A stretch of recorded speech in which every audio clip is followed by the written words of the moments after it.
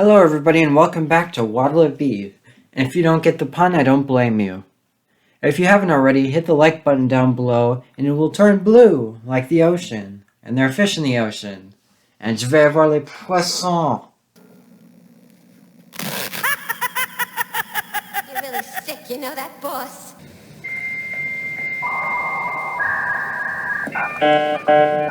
If you're wondering why I weirdly mentioned fish, it's because today I'll be talking about my favorite DC villain, the almighty Penguin.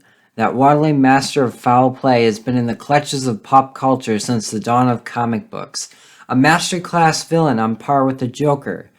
Now he's been produced to a line of dialogue in Batman v Superman, Dawn of Justice.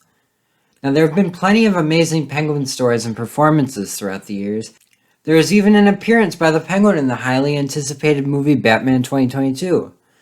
I don't know about you, but I'm glad the days of Batman mowing down henchmen with machine guns is over.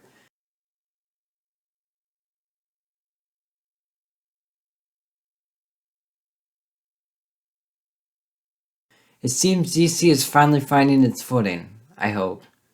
However, along with the movie, the character's 80th anniversary is coming up, so I feel we need something big for the character, not another lazy cameo or line of dialogue by DC. It's just a shame. My original idea for this video was to express my personal idea for reviving the character again, but all I could think of is just using the three Jokers theory for this character, and that would be stupid and unoriginal. If I want to do something to boost the popularity of this character, why would I just copy an already established idea? So if I think of a really good idea, I'll make a part 2 to this video.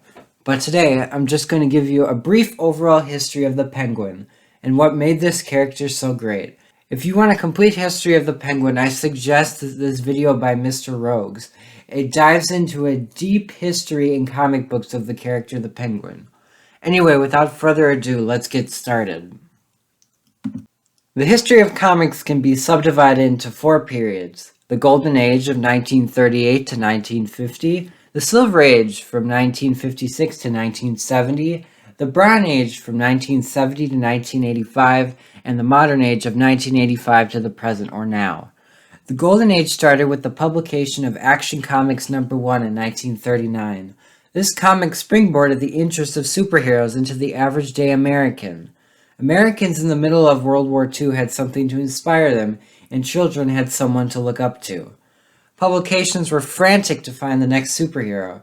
Thanks to a young man named Bob Kane and his associates Bill Finger and Jerry Robinson, we got the creation of another hero, Batman. Batman first appeared in Detective Comics #27, and like Superman, continued to gain interest among readers. While Superman was fighting for truth, justice, and the American way, Batman was pursuing such villains as the Joker, Clayface, and Catwoman. Many of these characters inhabiting Batman's world were created from objects, the Joker from a playing card, Clayface from mud, and Catwoman from a cat. This is no different than with the Penguin. They based the character of a penguin off Cool the Penguin, a mascot from Cool cigarettes with a top hat and a cane. They also created the character off a caricature of the aristocratic type, a sort of stuffy English gentleman, reminding them more of an emperor penguin. The Penguin first appeared as a character in Detective Comics #58 in December of 1941. In the story titled One of the Most Perfect Frame-Ups, the Penguin appears as a character named Mr. Bonyface, a short, squat man who threatens the stability of the criminal underworld. He is shown as a knowledgeable and capable ringleader. He successfully frames Batman for the crime and has him arrested. Wow, that's a lot better than Commissioner Gordon could have done. The Penguin appeared several more times throughout the Golden Age, becoming a popular reoccurring character, becoming almost as popular as the Joker during this time, until it suddenly disappeared from the Golden Age. The Penguin would not make a single appearance for the rest of the Golden Age until the Silver Age of comics began. The Silver Age of comics started out to a rocky start thanks to this man, Frederick Wertham. Frederick Wertham was a German-American psychiatric who was unhappy with the current violent tone of comic books. These feelings would be reiterated in his book The Seduction of the Innocent. He condemned comic violence and blamed them for the root of influence for all juvenile delinquency. His ideas would be heard by concerned parents and average-day Karens of the time.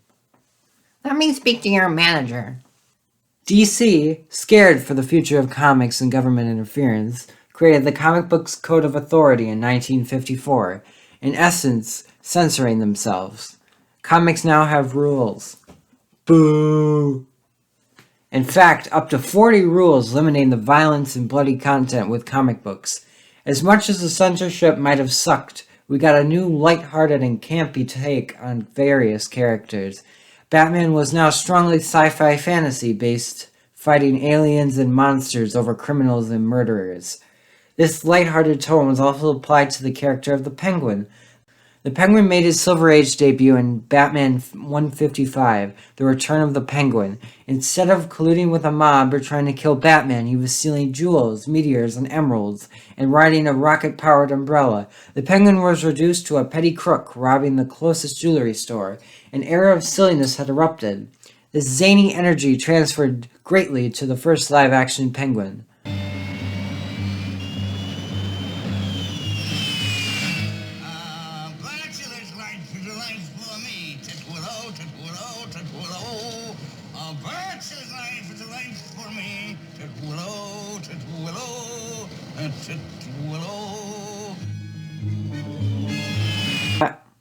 The Batman television show was spawned by the comics of the time and expressed its own campiness. Bill Dozier, the producer of the series, wanted an actor to play the Penguin in the series, so Burgess Meredith was brought on to play the Penguin in the second episode of the series, titled Fine Feather Finks, and continued to play the Penguin throughout the series for 26 episodes. To me, I think Meredith is the perfect Penguin of the time and my favorite actor in the role. He's a masterclass actor who plays the Penguin to a T. His silly waddle and signature Penguin laugh add to his complexity of his performance, and one of the heights of the series reached. However, after the show ended, Batman comic sales took a turn for the worst. The phase of camp started to wear off. Fans wanted something else from their favorite character, so they got what they wanted into the Bronze Age of comics.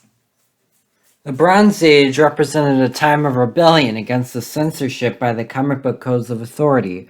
Writers began to tackle darker themes and social issues like drugs, violence, and alcoholism. The Batman comics followed in their footsteps, following these themes directly by changing the styles of their villains. New characters like Ra's al Ghul were created to counter the might of Batman. Also, existing characters like the Joker and Two-Face were updated to make them more of a threat and fit the violent tone represented in the new Batman comics. One of these characters included was the Penguin.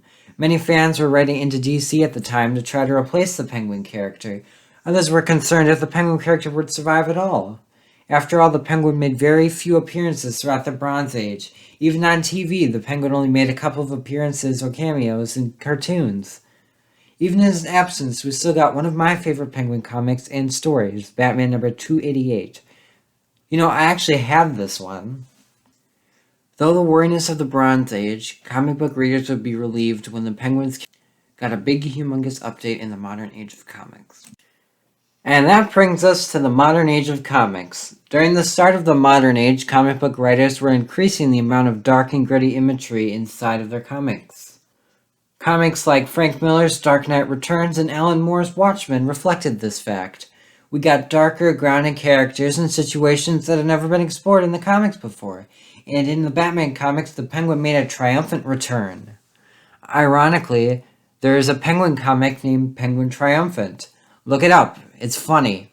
We got every single version of the Penguin, and we are still getting them. Classic Penguin, Dark Penguin, Grounded Penguin, Mob Boss Penguin, Reformed Penguin, Freakish Penguin, Underling Penguin. I could go on and on. We got comics exploring his backstory, comics redesigning his character, even comics giving him his own place called the Iceberg Lounge. This was the age, and still is the age, of the most penguins ever, especially in movies and television. Our first Penguin since Meredith's portrayal of the character was introduced in the second Batman Tim Burton movie, titled Batman Returns. My name is not Oswald. It's Penguin. I am not a human being. I am an animal. Cold-blooded. Cranky. The Burtonverse only introduced the Penguin because Warner Brothers insisted on including the character in the film. Wow, Warner Brothers, nothing like studio interference to screw over your film. Justice League. Well, of course, Burton went along with Warner Brothers' requests and demands and included the Penguin in Batman Returns. Burton stated that from the very beginning of production, he never fundamentally understood the character from the comics. So being Tim Burton, he created a whole nother type of character. He created the character as a creature, a deformed freak cast out by society, abandoned by his parents. Oswald survives with the help of Emperor Penguins in the sewers. Yeah, he gets raised by penguins. That's almost as bad as Batman killing henchmen with a flamethrower. Oh wait, that's the same movie. And that's one of my main problems with the Penguin, killing. We are supposed to sympathize with this version of the Penguin, but we actually are questioning the character's sanity for killing children. Children. Now, I think Danny Diveto does a very good job for what he's given, but overall, this is my least favorite portrayal of the Penguin so far to date. Following Burton's film, the character of the Penguin was introduced in Batman the Animated Series. In this series, he was a mixture of the classic Penguin and the freakish take from Burton's Batman Returns. It was a perfect mix. It's one of the best designs we've seen for the Penguin and introduced some interesting ideas to the characters. It was a shame the character was underused for the series and was mostly placed in very unlikable stories. Although we got one of the best Penguin stories I've ever seen in Birds of a Feather. Now, the Penguin made several more appearances in cartoons, but nothing I have much of an opinion on. It would not be until the series Gotham that the character of the Penguin would pique my interest once again. You thought they tasted the same, but Sasha... No. Definitely more tender. No. In my opinion. No. Gotham is a series that explores the origins of Batman's character and many members of his rogues gallery. In the series, Robin Lloyd Taylor plays the character of the Penguin. In the first season, the Penguin is introduced as a minor underling to Fish Mooney. He is nobody doing anything to be noticed in the criminal underworld. He eventually works himself up through the ranks and kills Fish Mooney. This act allows the Penguin to become King Bird, excuse the pun, of Gotham. He now basically runs Gotham as his own. He is the crime boss version of the Penguin straight out of the comics. Even the Iceberg Lounge is translated perfectly into the show. But thanks to the TV-14 rating, the Penguin does some very disturbing things that are very different than the comics. Let me just give you a quick synopsis of all the terrible things he does in this show. In this show, the Penguin kills Frankie Carbone, Galavan, Azrael, Scarface, Tabitha, Butch, Gabe, Stepmother Grace, Magpie, Myrtle, and Isabel, and there are way more than that. The Penguin is the Joker on steroids in this show. He's always destroying and trying to gain as much power as he can. But we also get a lot of characterization and backstory of the character that makes us more sympathetic towards the Penguin. I find Taylor's take on the Penguin one of the best parts of the show, and a unique take that should stay exclusive to the Gotham show. The Penguin has made a lot of appearances throughout comic book history, and hopefully the character will make more appearances as the character of the Penguin has been in the public eye for almost 80 years.